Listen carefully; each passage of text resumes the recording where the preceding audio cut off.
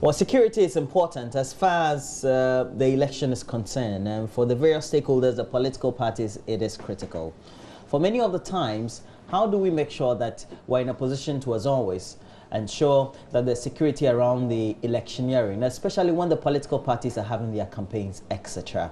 And that is why the leadership of the Ghana Police Service, led by the Inspector General of Police, they met with the leadership of the political parties to give them, one, the assurances that the police and the leadership of the entire security services are there for them. Two, also to get a lot more collaboration between the leadership of the Ghana Police Service and the leadership of the political parties. And three, to provide that self-assurance that the needed security will be provided throughout the electioneering.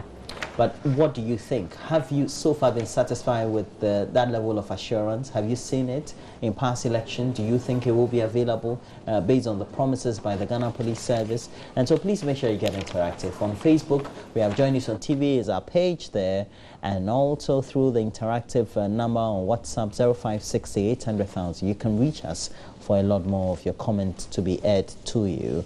But Mama V, all those assurances by the police service, you buy them? Well, are you convinced? That's not for me to say. I think for a lot of the political parties, it's what they've experienced in previous elections. They're advising themselves accordingly because of what they've experienced. So we'll see, because they had some input to make. We will see if later on the police would take in some of their suggestions as well. I guess when our officer coming in the studio for this conversation, we'll get into a lot of the details, some of the proposals that the political parties made. But you've got the statement that the police issued after that meeting. I intend reading them. And so this is how the statement goes. It says the Ghana Police Service has unveiled its plans to provide protection for presidential candidates and their running mates before, during, and after the November 7 general elections. And this package forms part of security arrangements being put in place to ensure a peaceful process. The Inspector General of Police, John Kudalo, revealed at a meeting held with the chairpersons and general secretaries of the various political parties at the National Police Headquarters here in Accra. And the party executives were called upon to make input by way of indicating their preferences for their own security details and enforcement to be assigned by the Ghana Police Service. The police administration also said it was ready to detail the personnel or deploy them as soon as possible and make sure the inputs that were made were also factored into their deployment schemes. Some of the party representatives entreated the police to expand the facility to cover party chairpersons and general secretaries as individuals, as their activities also stand them at risk. John Kudalo emphasized that the security of flag bearers and their running mates was high on the agenda for the Ghana Police Service, hence the need to hold a dialogue earlier than scheduled. He also reiterated that similar arrangements were made in 2012 to protect the same personalities, and the successes that were achieved were also enumerated. At the time, they provided 4 and 2 security personnel each for the flag bearers and their running mates respectively. This arrangement is different from general security that would also be provided by the police for political rallies and other activities during the electioneering. The participating general secretaries included Johnson Esiedu Nketia of the NDC, Freddie Blay of the MPP, John Buedu of the MPP, and Dr. Charles Dramina for the MPP, Professor Edmond Daly and Ni Ama Kumfran for the CPP, Ni Alotebru Hammond and Mutala Muhammad Ahmed for the PPP. The rest were Dr. Henry Latte, Frederick Atudadze for the GCPP, Atik Mohammed for the PNC, Mohammed Frimpong and Mercy Adu for the NDP. In attendance were also members of the Ghana Police Management Board. And so all those assurances have been given. What do you make of this in its entirety? Please get interactive. On Facebook, we have the page Join Us on TV, and also through the number 0560 800,000 on WhatsApp, you can reach us for a lot more of your comments. We'll read some of those comments to you. Mama, if you have some of those comments, just please make sure you sift through. But we'll be having officials here in the studio to give us a lot more enlightenment on the subject of what sort of security will be provided by the Ghana Police Service to the various political parties, and then also in the deployment of the various teams to the various political parties and their rallies and other activities, as well as the general security provision, what will be done. And so we'll try as much as possible to get or tease out a lot more information from officials who will be in the studio. They're currently nowhere, and so we'll be in the studio very soon. Maunya from Medina brings in this. They should also make arrangement to protect the journalists. This is really important. We don't talk about ourselves. We talk about... But journalists, we're talking about what the political parties need and what they want, what they're asking from the service, but we're not talking about what we need, what we want, what we would need during the electioneering campaign when things get heated a lot more in the country. But here's another one. We need to tighten our security now that we are in election year. Politicians are those who will cause unnecessary tension. But I bet Ghanaians not to kill yourself because of a politician. It's from Pato Laundry Service. And this, I know, is Kumasi. This one says, good morning, Roland. I have not been paid anything after teaching for the past 3 years. I beg, take this matter up for me by getting the authorities concerned. And it's from Umar. Umar, we've received your message. There's this interesting story in the Daily Guard newspaper, page 8. Every Ghanaian owes 3,502.81 Ghana cedis, and it comes with a picture of children, actually. So every person, including a child, owes this figure. Story says that every Ghanaian owes about 3,512.81 in government debts. Population projections made by the Ghana Statistical Service as at the end of 2015 suggest. According to the Bank of Ghana, Ghana's debt stock rose to 97.2 billion Ghana cedis in December 2015, equivalent to 72.9% of GDP. Out of this, total external debt amounted to 57.8 billion Ghana cedis, 43.4% of GDP, and domestic debts was 39.4 billion Ghana cedis. So according to Eric Kofi Konto, an economist and analyst who recently commented on the implications of the total national debt for every citizen in a recent analysis, government added 73 billion Ghana cedis between 2011 and 2015, representing an average growth rate of 72 or 75% per year in the public debts. My interest is the fact that if we're all, according to the story in the Daily Guide, if we're all, if we're to pay the debts that the country owes, each person, including every child, will pay 3,512.81 Ghana cedis. That's almost like 3,600 Ghana cedis. Counts the number of people in your home and total it, and maybe we can all begin to pay the debts on behalf of the state. That story is inside the Daily Guide. If you find it interesting, you can grab and then read the details for yourselves. A lot of you are sending more messages on WhatsApp on 0560 800,000. So let's go down. This one says, hi, Roland. The Lord has brought us to yet another bright and shining morning. Good morning to all Joy News employees. It's from Bambakia Samet from Bessie. This one says, good morning, Roland and Mama V. Okay, we say good morning to you. Kindly include your name when you send us a message. Mama V, I'm Patrick, a pastor at Mankasim. My wife and I have 2 kids. The second is 1 year today. My routine is to prepare them for school each day. Sometimes I prepare dinner. During the weekends, I help with laundry. It's a tough but pleasurable experience. Good morning. Oh my God, I love you already. Thank you for sharing, and hopefully Roland, my dear friend, will learn a few lessons from what you do. Okay, so you know, Derek Ecole Sam you make it sound as if I'm that terrible. Oh, I haven't said so. I'm just saying that we're sharing experiences. We learn from it. Well, you know true. what I think that especially me, I could do a lot more. Oh, amen. I could do a lot more. We've been able to change one person's mind. I think the thing is, if we put our mind to it, we could easily do the things that will be a lot more burden to a lot more women than we think. Because it's just about making it or having it in your mind that it's a routine for you. Yes.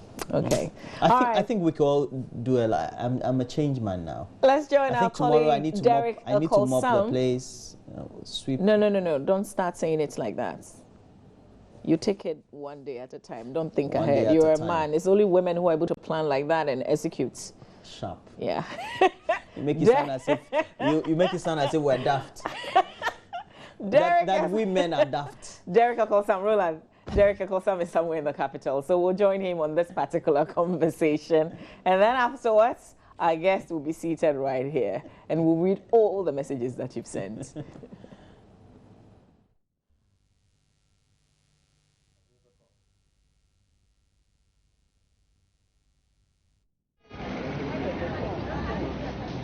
Yes, Yanko.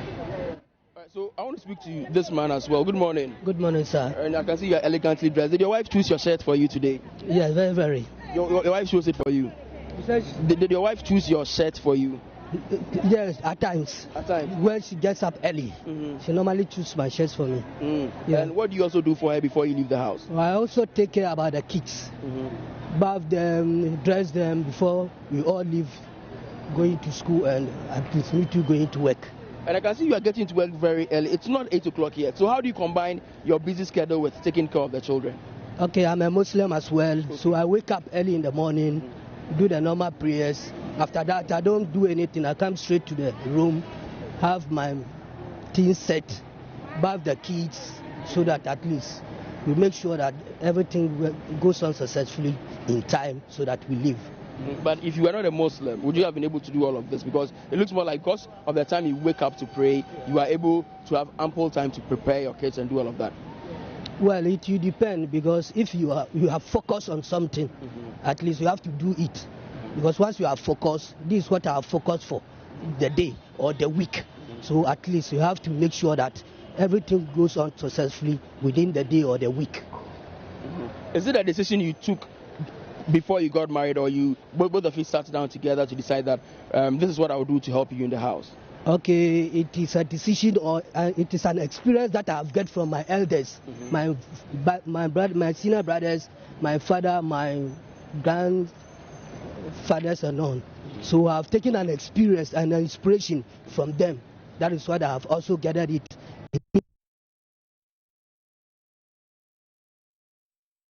Men who hardly help their wives in the house. They have to also learn from at least some of their colleagues, or if in a discussions, at least if you are having a discussion with your colleagues, at least you have to take some advice and ideas from them. It is that one too can help a lot whenever you are doing it. So I also have an inspiration and advice, and when we are having a discussions from others or my brothers or my friends, I also pick one or two things from them, and I gathered it and I took it as my lifestyle. So at least in all said and done, that is what is keeping me moving. Thank you very much, and do have a great day. In his case, tradition goes on for him. That's something that he learned to do when growing up. He learned that from his elders, and he's also vowed to do that to his wife. He makes sure that he helps the wife at home. And for him as well, religion comes into play because he's a Muslim. He wakes up early enough to pray, and so right after the prayers, he just zooms in into the house chores, and then he helps his wife.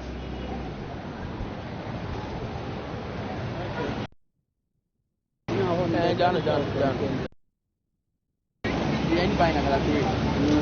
many minutes?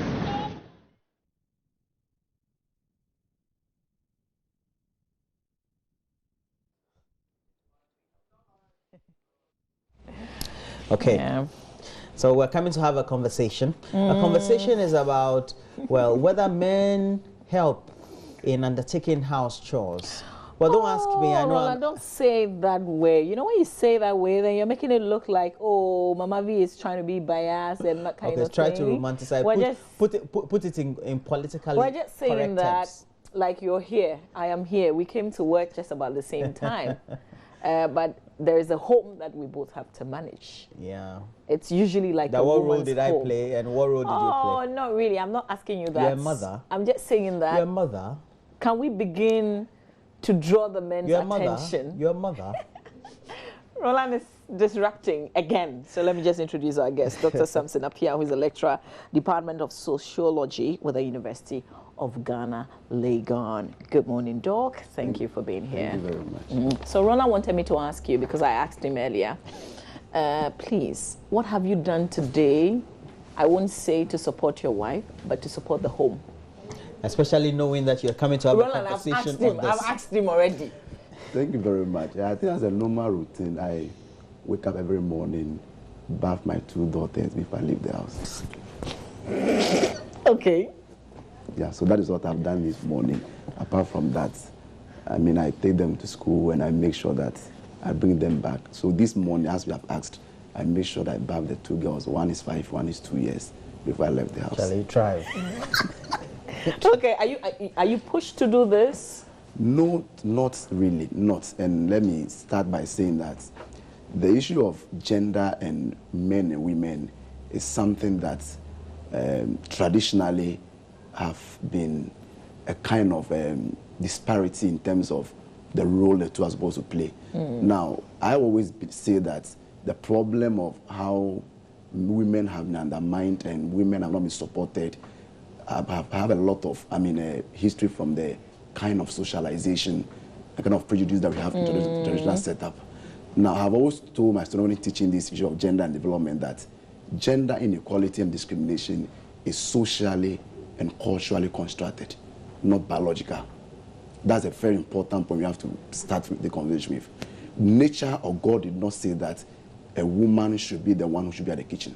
It is a society or a culture that decided that this is what a woman should do and this is what a man should do. So that is the fundamental basis of the discrimination or the inability of men to support their wives. Now, this cultural or social construction have been reinforced through socialization, how we are brought up. And I always give the example to my students that I was fortunate in a way, brought up in a home where, in a single home, my father left early. I had a twin sister, I had a junior brother. So my twin sister got a very good understanding initially that the way I and my junior brother were going, we were leaving everything to her. So she adopted a strategy which indirectly helped me to learn how to do house chores. A typical example, when we're young, after primary school, when we come back from school, I and my junior brother will go to town to go and play and leave the house chores for her. So she also decided a strategy. When you don't help her in the house chores, you come back. For example, after now, my junior brother doesn't eat fufu. And the reason being that when we started initially, you come back home, she pounds it, then we eat. Later, she realized that if she continued that way, she will become our maid servant. Yeah. So you know the first one, she pounds the first one, leaves it. So that when you come back, you don't get the cassava to even eat with the soup. So I have to learn how to start pounding fufu. So you see, the point here is that in a way, because I lived in a home where she decided to push that to the wall. So after today, I always tell people, if it was only cooking and washing, I would have married. Because these are things I perfectly do. And my junior brother today can easily, I remember when I was staying with him in Dansuma before I got to Legon when I married in 2009. We eventually lived in a home where I give him money, he goes to market to go and buy foodstuffs and prepare stew and soup for the week. So you see, the point I'm making here is that it is the socialization. Because I live in a home where the policy then my mother was that when you finish eating, you don't leave the bowl for your sister to wash. You wash your own bowl. So my sister will tell you, if you leave the bowl, she'll dish the next food there. Seriously, it's a very practical thing I'm saying, which I mean indirectly helped me because I learned how to do all these things because she was very tough. And I thought about that today, we are also part of the problem. There are homes where boys don't go to the kitchen. Yeah, it's true. Boys finish eating and they leave the bowl for their sisters to wash. When you do that, that's reinforced in future. So a lot of men today, it is not because they don't want to, but because that is the kind of socialization their parents are taking them to. So the fundamental thing I want to make the point is that the problem is cultural and social, Okay. not biological. Okay. So it's good we've established that. We'll Yeah. come to how do we begin to even change it? How do we begin to draw the men's attention? Especially now that people are very busy. So Roland, for instance, doesn't have a lot of time, to go around and do some of the things that you outline. Not because he doesn't want to, but because he doesn't have the time. So how do we begin to squeeze? But let's read messages because we've got tons of messages on this conversation. Good morning, Mama V and Roland. It's good for a man to help in the house, but I tell you, it shouldn't be a routine. Other than that, women will always find a job for you to do, even if you don't have the chance to. And this is from TK in Koforidia. A lot of men will agree with you. This one says, I like your morning show. Keep it up. It's from Tofik in Kentampo watching the show. Okay, so my husband is the most supportive man I've ever seen in this country. Whilst I pull out some of the old messages, the earlier messages that came through, maybe I should allow you to answer this question. But before that, I'm a head of a family of 8. How much do I owe? What triggered off this debt? Was this due to Muhammad sending or spending? How can I pay this gargantuan debt? Oh God, save me from this. Okay, Kusi is in Ejusu Bisiase, and Kusi is commenting on the story, which is in the Daily Guide newspaper, about the debts that we owe as a country and how much individually we would pay, including our children. So back to this issue of how do we begin. I don't want to say change the men, because we can't change them. So how do we begin to draw their attention? How do they even realize themselves and then squeeze in even though they're busy? Yeah, I think that it all has to do with the understanding and a kind of, understanding between the two. Personally, when I got married, there was something I learned from counseling, that the man and the woman are supposed to support each other. So from the counseling, apart from what I've gone through as a young person, knowing the basic things, and at times you can still know the house chores but refuse to help, especially when you think that it is the woman's traditional role. And that is another point. The problem is many of the men, we feel that, oh, this is the woman's job. And I always give an example to my students that when the woman does not do those jobs and we bring in a house help, we pay the house help, but the woman is not paid because it is supposed to be a traditional role. I think that there should be an understanding between the two. I always give an example. For example, I get up in the morning. Today, most women are career women. Then I work in Accra. She also works in Accra. We live around Oyarifa or maybe Adenta. Then the traffic situation, I'm fortunate to get home before my wife. Why should I sit down and say that I'm waiting for her to come and cook for me? So there's an understanding that I'm supporting the woman. She's a woman I love and I've married. So if I love a person, I've married a person, there should be that mutual understanding that there are certain things I can look to help her. There are times I wake up in the morning, I realize that there's so much to do. There are things that even not supposed to do as a man, maybe washing the dish or whatever, I do it for my wife. One, because of the love, and also because I think that there are children who are there. If I want to leave everything for her alone to do, it's overburdening her. So I think that there should be that understanding. No matter how busy you are, we can excuse some time and try to, and you see, I also see it as a way of expressing your love to your wife, so that the woman understands that she's not a slave in your house, but you are in a relationship where you support each other. So for me, I think that we must put in place a mechanism where we understand each other and realize that it is a relationship we are to support each other. For me, that is one of the fundamental bases that we can start it from. And earlier on, you mentioned about how this is not a socialization that is coming from a biological perspective. Yeah. Now, at what point, because we live in such an environment in which you have friends, you have society, and what the perception is as to what the roles of the two are, and how deep chauvinism and things like, we don't tend to create this world of a utopic atmosphere in which ideally the man should be helping out because of the current state in which we are, while we also have to balance that with the traditional sense of acceptance and what should be a norm. Yeah, it's very important. It's a very good question. And the point is that in our traditional setup, the notion is that change is difficult to come. We believe in traditions. And as I said earlier on, most of these things are traditionally constructed or culturally. So it has become acceptable. For example, I always tell my colleagues that I know a colleague when they went to the UK, the wife was a nurse. he didn't get a very good job. But when he got to the UK, he had a firstborn. The man stayed home and took care of the child. And I always laugh at him. If it were in Ghana, your mother would have come to laugh at you, would have come to say that, why do you tend to become a woman? The point is that we can also be agents of change. Do you get the point there? This is a cultural something, but cultures are not static, they are dynamic. And I think that at the individual level, we can begin, and today I tell a lot of my students, I teach, and I feel that I'm one of the agents of change. I make my students understand my gender and development class that unlike about 10, 15, 20 years ago where the woman was a housewife, it's now off. Women are also career women now. So I think that we can start at the individual level. We can begin to influence people and understand that it is not only the woman who should do that job. Both men and women can support each other. So I think that we can start at the individual level, move in, and that is where the socialization also comes in. And I've always said that that is the role, and at times the mothers themselves are even guilty. When we are in the house, the kind of house chores, even parents, when we are buying toys for children, what do? We reinforce that traditional stereotyped socialization that the boys must be giving guns, the girls must be giving dolls. So that's so we must be careful about that.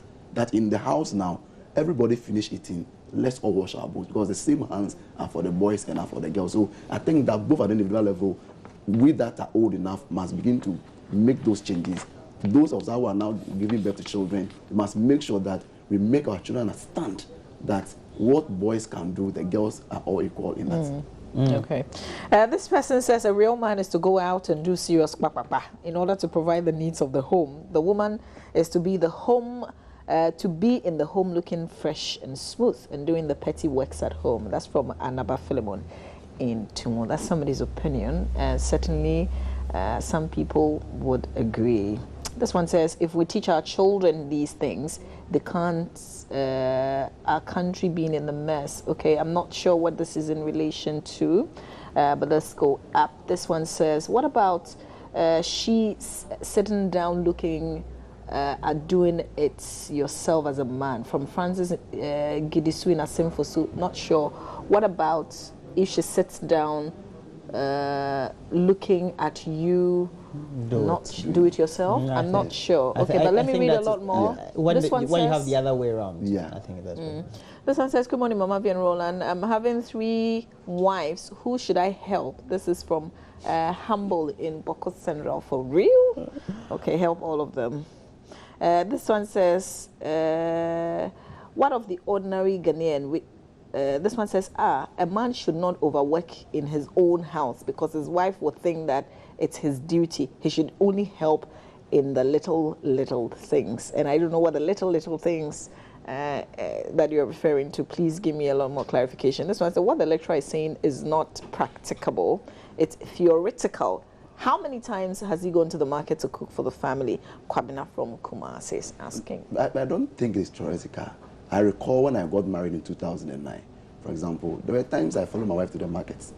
These are things, you see, it is because you follow your wife to the market because you think that they didn't have children, and the marriage was fresh. You think that when you give her money, she'll not that.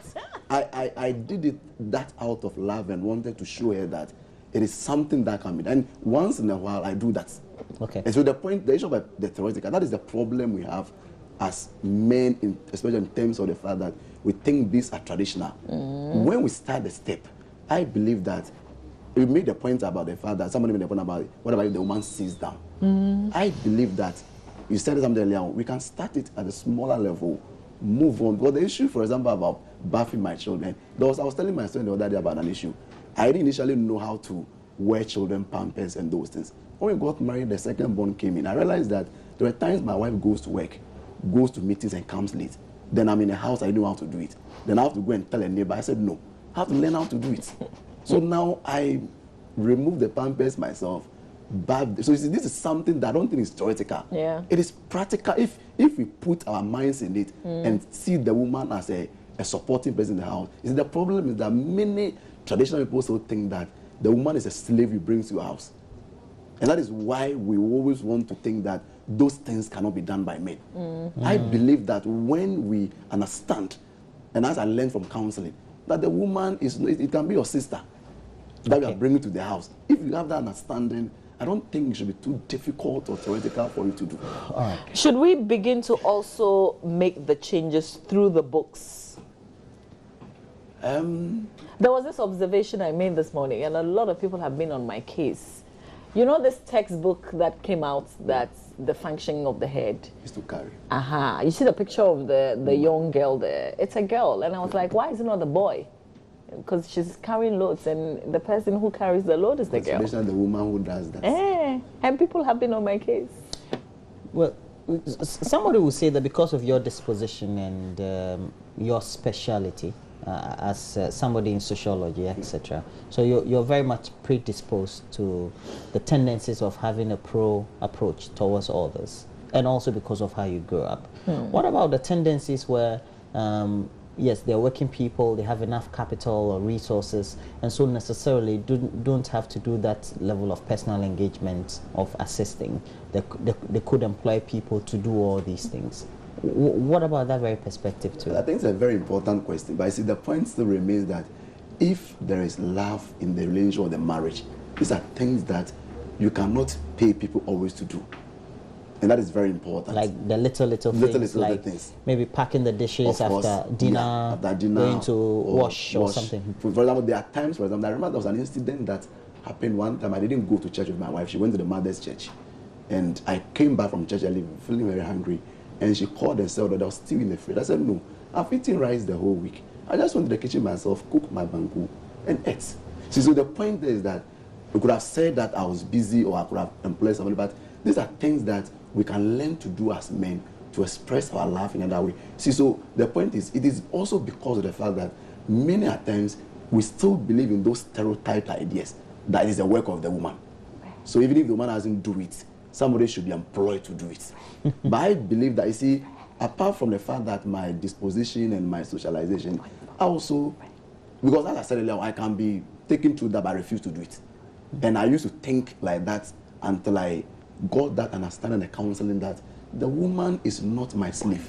Okay. She's somebody I've married to support in the house.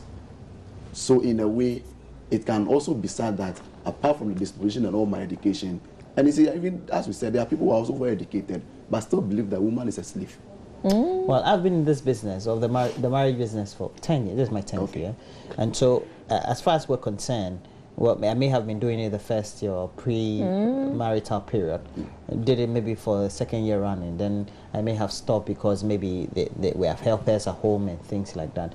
But you saying all these things makes me think maybe in the evening when the kids finish eating, which usually I would not eat in the evening because maybe it's too late, etc. I could still go pack the dish, or if they scatter their books around the table, I could still go some of those instead of waiting for somebody to be done, because I have to put my mind to it. Yes. But because I don't do it, how do I do that very transition of all of a sudden having that very conscientization that I need to do it? I believe once you start once, it will come naturally. You see, it is a matter of starting. And once you start, you see, you are doing it because you are doing it because you are doing it for the relationship and the marriage. Exactly. So once you put your mind to it and you deliberately want to do it, I think you can do it. So it's just a matter of starting first.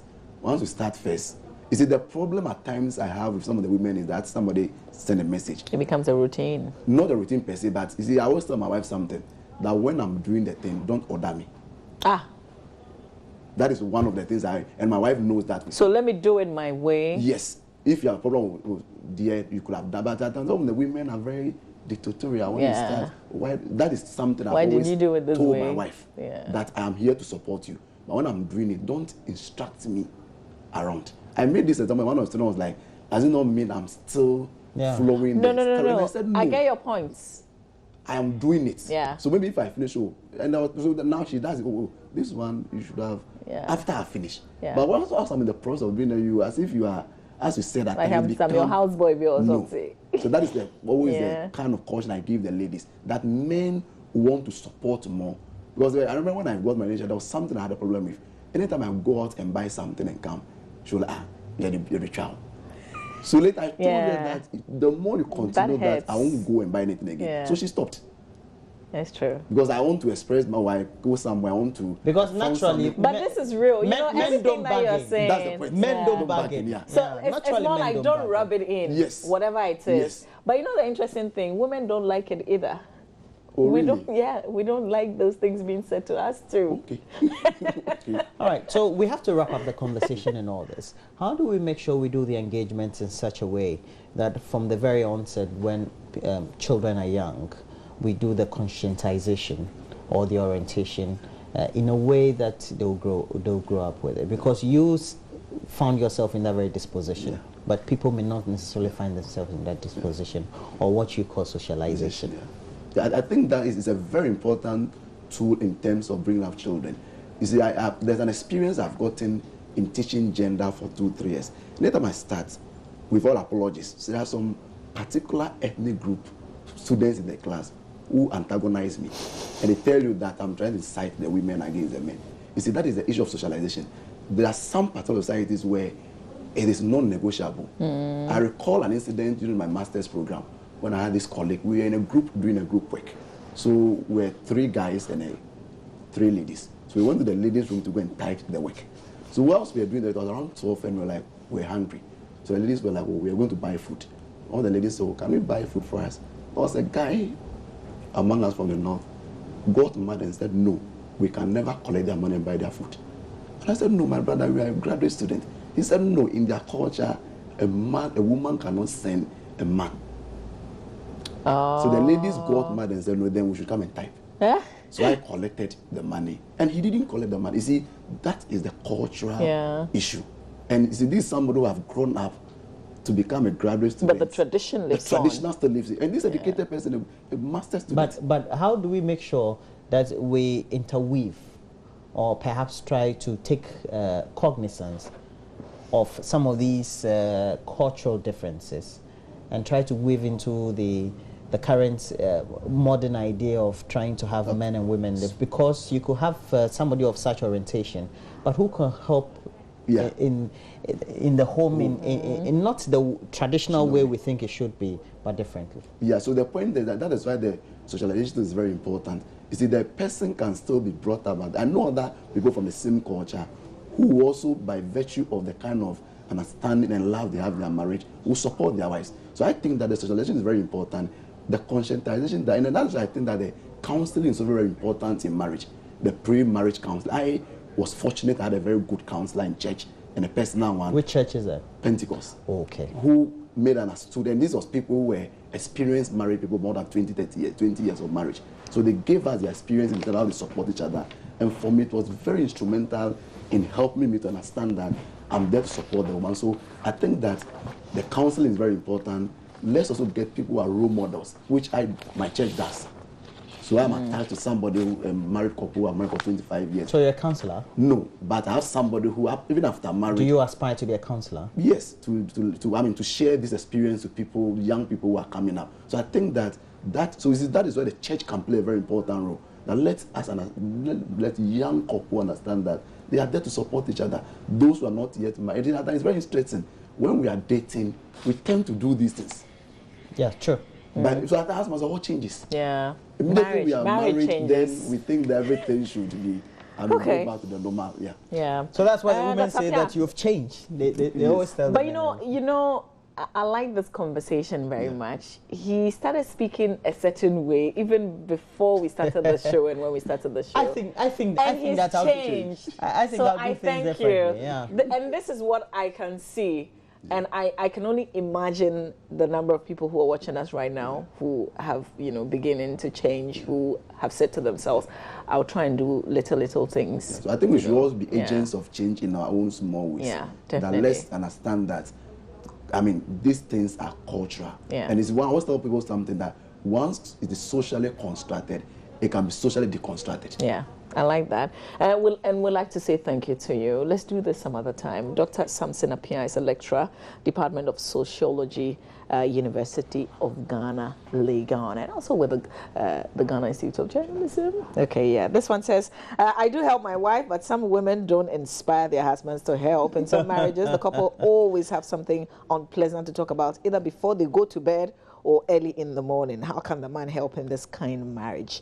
Bambakia Samed from Bisia. I knew this would be a conversation that you like. And I knew Bambakia would be the one who raised it. Bambakia. Okay, but you know, we've got lots of your messages. We'll find time and share all that with you. But maybe this the final one. Thanks for this discussion. But I want us until we are able to change our mind, we cannot change our way of doing things. I have been doing everything. I go to the market, I cook in my house. There's nothing like woman work and man work. That's from Dudu in Taka. That's nice. Stay with us when we come back. Security for political functionaries. But first, our colleague Derricka Sam is still in town on this subject. When we come back, our police officer will join us right here. You're watching the AM Ship. Please do stay.